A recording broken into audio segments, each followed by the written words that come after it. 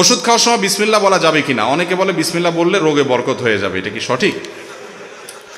ভাই, ওষুধ খাওয়ার সময় বিসমিল্লাহ বলবেন কিনা, প্রত্যেকটা গুরুত্বপূর্ণ কাজে শুরুতে বিসমিল্লাহ বলবেন। কুল্লু আমরিন যী বালিন লাম ইউবদা বিবিসমিল্লাহি ফাহুয়া আবতার আও আক্তা।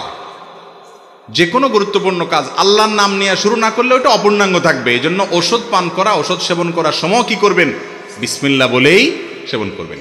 বিসমিল্লাহ পড়লে রোগে বরকত হবে কেন? ওষুধে না বরকত হবে? আপনার নজর ওইদিকে গেছে কেন? বরকত হবে কিসে? ঔষধে। ঔষধে বরকত হওয়া মানে ওষুধে কল্যাণ হওয়া, ওষুধে কল্যাণ হওয়া মানে রোগ ভালো হওয়া, ওইটা আরো ভালো হবে। তো এই যে বিসমিল্লাহ বলা ঠিক না ওষুধ খাওয়ার সময়, এগুলো মুরব্বীরা একসঙ্গে বলতো, এগুলোর কোনো ভিত্তি নাই। অনেকে আবার ওষুধ খাওয়ার একটা দোয়া বলে, আল্লাহ শাফি, আল্লাহ কাফি, আল্লাহ মাফি, শুনছেন নি? এটাও বানায় নিছে কেউ একজন, এগুলোর কোনো ভিত্তি নাই ভাই। আল্লাহ শাফি, আল্লাহ শেফা দানকারী, আল্লাহ কাফি, আল্লাহ যথেষ্ট, আল্লাহ মাফি। মাফি মানে বাংলা মাফি, আল্লাহ নাই নাউজুবিল্লাহ, ওই অর্থ না। আল্লাহ মাফি মানে আল্লাহ মুআফিন থেকে, আল্লাহ মুআফিন আর কি। তো এই যে কথাগুলো বলা হয়, এই কথাগুলো আপনার বিশেষ করে এই দোয়াটা, এটা কোরআন হাদিসে আসে নাই। আপনি আল্লাহর নাম নিয়ে বিসমিল্লাহ বলে ওষুধ সেবন করে ফেলবেন, ইনশাআল্লাহ আল্লাহ তাআলা কি দিবেন? শেফা দান করবেন।